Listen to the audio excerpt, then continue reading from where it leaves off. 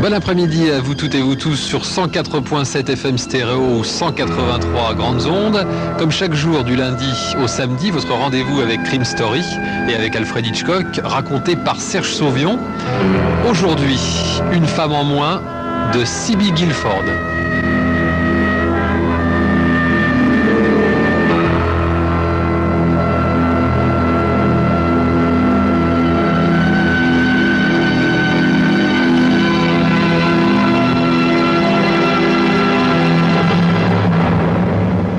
Il y a deux drames dans la vie de John Wickman. Le premier, c'est qu'il exerce la profession de comptable. Il ne l'est d'ailleurs pas seulement dans sa profession. C'est un comptable dans l'âme, pour qui toutes les décisions doivent se prendre en fonction de prix, de balance de compte, de débit et de crédit. Le second drame de sa vie, c'est son mariage. Un tel concours de circonstances ne forme pas nécessairement une combinaison explosive et ne pousse pas forcément au meurtre. Mais dans le cas de John Wickman, les deux composantes du mélange sont telles que l'inévitable devait tôt ou tard se produire. Et c'est donc à une période bien précise que ce mélange explosif commence à entrer en effervescence. Un soir de fin décembre, plus exactement juste après Noël, à cette époque de l'année bénie entre tout où le mari s'assied à sa table avec ses factures, son carnet de chèques et sa conscience pour s'attaquer à la déclaration d'impôt. Méthodique comme il l'est, John Wickman n'est évidemment pas homme à attendre la dernière minute. Alors voyons, un premier abattement en ce qui me concerne, 4 000 $. Un autre abattement de 4 000 $ à cause de Flora. John! Dit Flora du fond de son fauteuil installé juste en face de la télévision. John, j'ai plus de chocolat! Oh, c'est ennuyeux, ma chérie, répond-il sans lever le nez de ses paperasses. Oui, mais il y a en fin de programme un film que je veux voir. John est tellement pris par ses propres problèmes qu'il ne voit pas tout de suite le rapport. Et pourtant, il y en a un. Chocolat et film tardif vont de pair dans la vie de Flora. John devrait le savoir depuis le temps. John! Reprend Flora, cette fois avec mauvaise humeur. Tu sais bien que j'aime croquer des chocolats en regardant un film. John serre les dents pour ne pas hurler. Même dans ses rares moments de bonne humeur, Flora a une voix désagréable, toujours un peu géniarde. Mais le reste du temps, sa voix dérape dans les aigus et rappelle assez le couinement d'une souris. Oui, enfin, d'une grosse souris, car son amour immodéré du chocolat aidant, Flora pèse dans les 90 kilos. Sois un ange, descends chez l'épicier me chercher des chocolats. John discute rarement avec Flora. Mais ce soir, Dieu sait pourquoi, il en a l'audace. J'ai pas le temps de faire des courses. Il faut que je finisse de remplir ma déclaration d'impôt. Après, il me restera du temps libre pour faire celle des autres. Et tu sais bien que ce supplément de revenus est très important pour nous. C'est ce qui fait toute la différence entre vivre bien et joindre tout juste les deux bouts. Flora se lève et s'approche de lui, les lèvres pincées. Elle a été jolie autrefois et très coquette. Aujourd'hui encore, d'ailleurs, elle se maquille et se coiffe avec soin. Non, Flora n'a rien d'une souillon, mais 90 kilos, grand Dieu, c'est vraiment trop pour une seule femme. À présent, elle est plantée à quelques centimètres de son mari. Fort bien. À ta guise. John sait parfaitement ce que sous-entendent ces mots apparemment si anodins. Dans la bouche de Flora, à ta guise, signifie que tant que son mari n'aurait pas obéi à ses caprices, elle n'obéirait pas aux siens. Ses caprices à lui, ce sont des dîners prêts à l'heure, ses costumes envoyés à la blanchisserie, un intérieur bien tenu. Et ses caprices ne sont pas toujours satisfaits, loin de là. Mais quand Flora en arrive à prononcer ces mots fatidiques à ta guise, John comprend tout de suite qu'il ne tardera pas à trouver le réfrigérateur vide et la maison transformée en écurie d'Augias. Très bien, ma chérie, répond-il alors sagement. J'y vais tout de suite. À l'épicerie, il achète une boîte de chocolat de 2 kilos, la plus grande, puis il fait aussitôt demi-tour dans le froid glacial. À mi-chemin environ, des chiffres se mettent à danser dans sa tête. 2 kilos de chocolat, 90 kilos de chair. Puis viennent d'autres chiffres encore, des dollars et des dollars. De retour chez lui, il tend sans un mot les chocolats à sa femme et se remet aussitôt au travail. Flora représente donc un abattement de 4000 $. Et comme les revenus de John Wickman sont plutôt modestes, cela fait 1200 $ d'économie sur le montant de ses impôts. Mais ça, c'est le crédit. Voyons maintenant le débit. Sans Flora, il n'aurait pas besoin de cet appartement à 800 $ par mois. Un studio à 500 $ lui suffirait amplement. Et l'entretien de Flora, au fait, à combien lui revient l'entretien de Flora? Voyons, il fait un rapide calcul et arrive au total de 800 $ par mois. Et encore, en faisant tous ses achats au supermarché et sans compter les chocolats. Sans compter non plus les multiples rubriques annexes. Vêtements, produits de beauté, coiffeurs, cigarettes, magazines. Quand il additionne le tout, il est ahuri d'arriver à la somme positivement effrayante de 28 000 $ par an. En comparaison, l'abattement dont le fait bénéficier Flora est tout bonnement ridicule. S'il multiplie le tout par le nombre d'années de vie commune, en tenant compte de l'inflation, il obtient un chiffre qui lui donne le vertige. Et quel bénéfice retire-t-il de ce formidable investissement? Le spectacle d'une Flora vieillissante, de plus en plus lourde et grosse chaque année, assise du matin au soir dans la semi-obscurité, mastiquant du chocolat, l'œil rivé sur l'écran du téléviseur. Il n'en faut pas plus à John Wickman pour décider qu'il serait de très loin plus avantageux pour lui de verser à l'État 1200 $ de plus chaque année.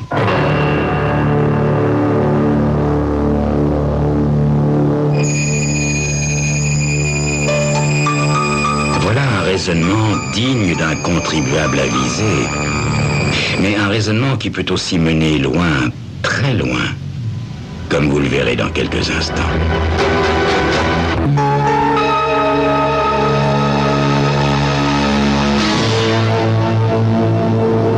Ce qu'il n'a pas prévu, John, c'est que le meurtre de Flora lui coûterait 750 $.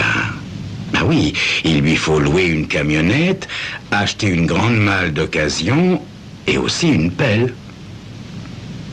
John Wickman n'est pas homme à se lancer dans des plans ingénieux et compliqués. À ses yeux, le moyen le plus simple est forcément le meilleur, le moins dangereux et, bien sûr, le plus économique. Après tout, le mobile de son crime est surtout de réaliser une économie. Par exemple, s'il avait engagé un tueur à gages, il lui aurait fallu presque 2 ans pour amortir la dépense.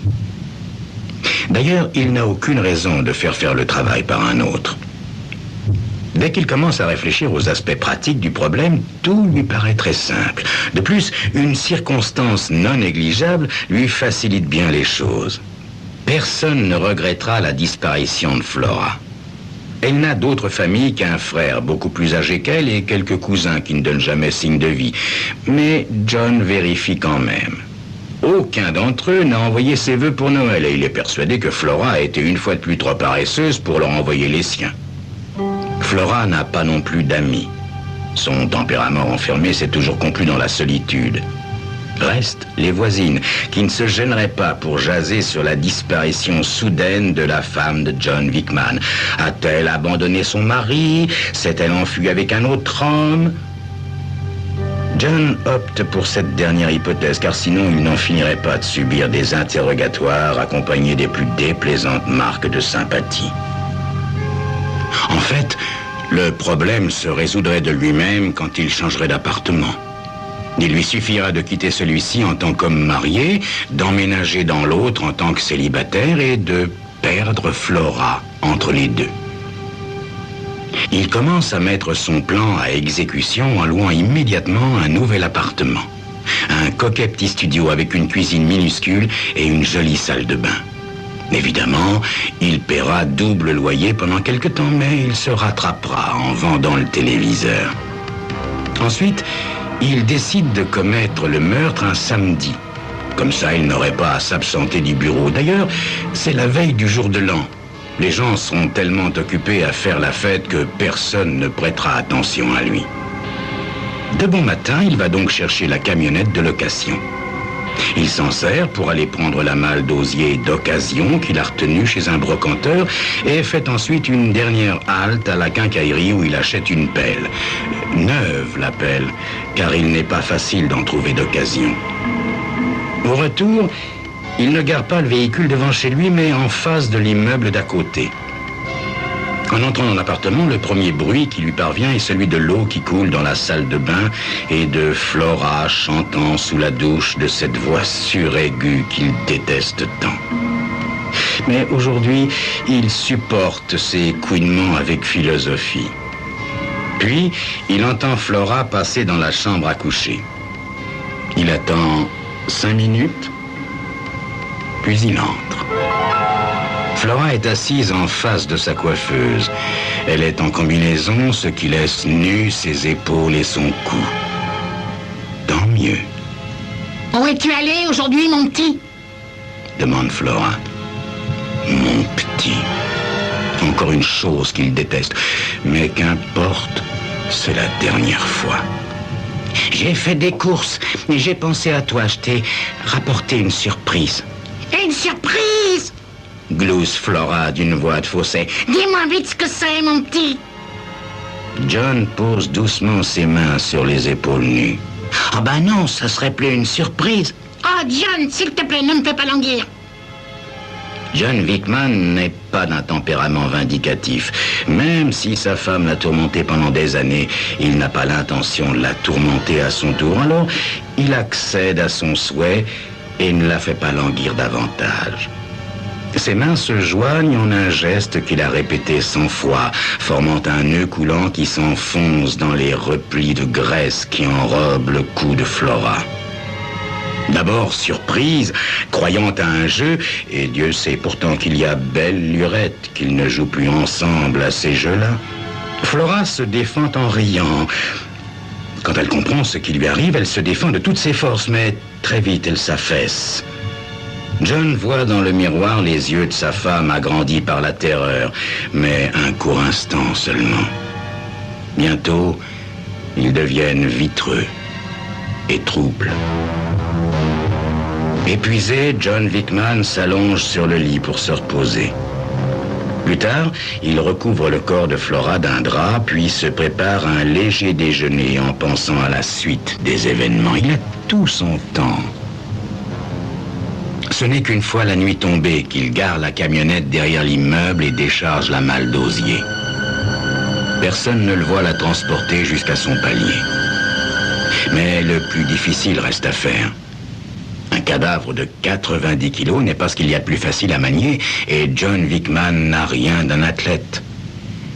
Il laisse la malle dans le vestibule et y traîne le corps depuis la chambre à coucher. Introduire Flora dans la malle l'épuise complètement. Mais une fois l'opération achevée, il est très content de lui. La malle a juste la taille voulue. Une fois Flora dedans, il ne reste plus 1 centimètre de libre. Ensuite, il attend tranquillement l'approche de minuit. Des bruits commencent à se faire entendre à l'étage. Les réunions de famille du réveillon de Nouvel An, ce sont ces bruits-là que guette John. Alors il sort doucement et reste quelques instants sur le palier. Il n'attend pas longtemps. 5 minutes après, il voit un homme sortir d'un des appartements du couloir. Sa démarche est mal assurée et visiblement, il se rend chez un voisin. John le connaît un peu et s'avance vers lui d'un pas décidé. « Dites-moi, Ben, vous pourriez m'aider à descendre quelque chose de lourd ?»« Ah, bien sûr, mon vieux !» fait l'autre en assénant à John une grande claque sur l'épaule. Ils entrent dans l'appartement des Wickman et soulèvent ensemble la malle. « À propos, où est donc cette brave Flora ?» demande Ben. Je tiens absolument à lui souhaiter une bonne année. Elle prend son bain, Dit John. Ah, fait Ben tandis qu'ils amorcent la descente de l'escalier. Ah, ben dites donc, pèse son poids, votre mal. Qu'est-ce que vous avez bien pu fourrer là-dedans? Des livres de comptabilité. Je travaille beaucoup à la maison. Ah. Les deux hommes font glisser tant bien que mal le lourd panier d'osier de marche en marche. Ben a la démarche hésitante et les gestes mal assurés, mais il est costaud et surtout, il est suffisamment éméché pour avoir tout oublié d'ici le lendemain. Une fois la malle hissée dans la camionnette, ils sont tous deux hors d'haleine. Merci beaucoup, Ben. Dit John en reprenant son souffle. De rien, mon vieux, de rien. Mais dites-moi, Flora doit avoir fini de prendre son bain maintenant. Oh, ben, ça m'étonnerait, hein. Elle passe toujours des heures et des heures dans la baignoire. Bon, ben, c'est pas grave. Quand elle aura fini, passez boire un verre chez nous, tous les deux. La nouvelle année, c'est qu'une fois par an, hein. John est tellement soulagé de s'en tirer à si bon compte qu'il entreprend la dernière étape de son plan.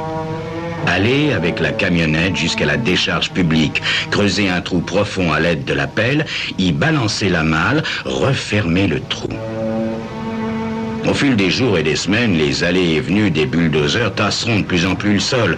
John se dit sans ironie aucune qu'avec ce procédé, il s'économise même l'achat d'une concession au cimetière. Précaution ultime, il ramène la camionnette sur la route et efface les traces de roues avec la pelle.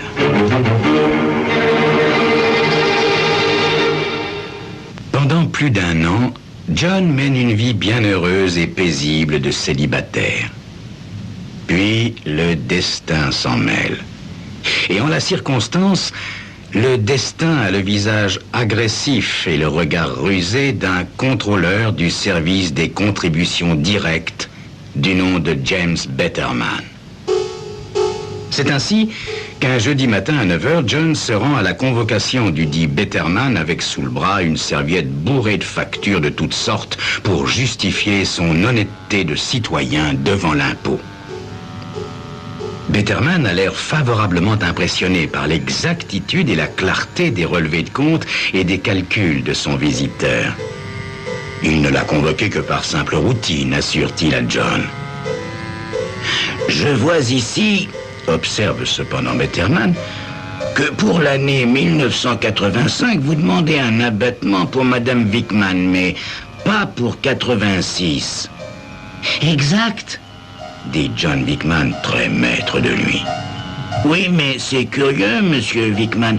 Étant donné votre profession, vous devez être au courant de tous les règlements.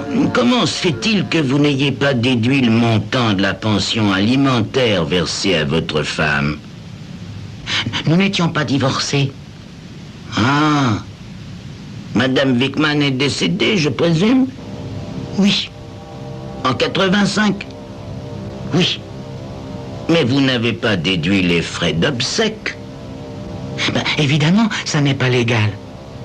Bien sûr, mais tant de gens essaient de les faire passer, dit Betterman avec un petit sourire supérieur.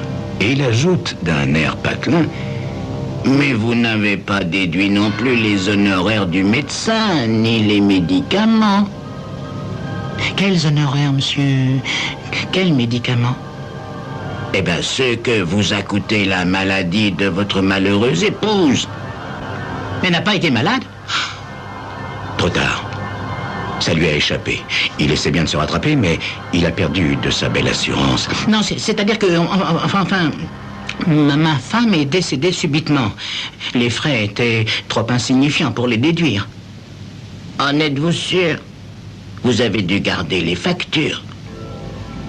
John commence à se troubler sérieusement. Non, je n'ai pas la moindre facture. Pourtant, vous avez l'air d'avoir gardé soigneusement toutes les factures de vos dépenses de l'année. Peut-être, mais je n'ai aucune facture de ce genre. Et je vous ai dit que ma femme n'avait pas été malade. Pas du tout? Non, j'ai pas dit ça. De quoi est-elle donc morte? Et ça ne vous regarde pas. John se lève, le visage blême et inondé de sueur, mais il se rassied aussitôt. Non, je n'aurais pas dû parler de ma femme, Bredouille-t-il pour s'excuser. Je ne suis pas encore remis de sa disparition, vous le voyez bien.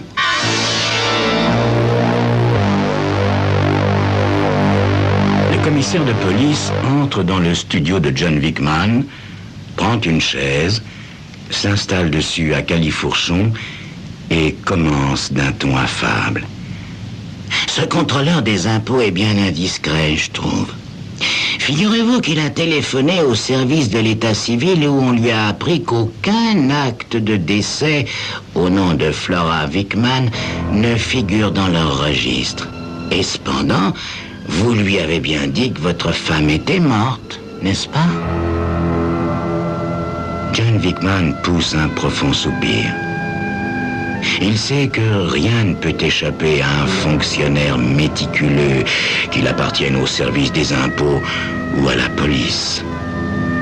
Il sait aussi que tôt ou tard, il devra passer aux aveux. Alors, pourquoi pas tout de suite? Il aura peut-être droit à une remise sur les 20 ans de prison qui l'attendent.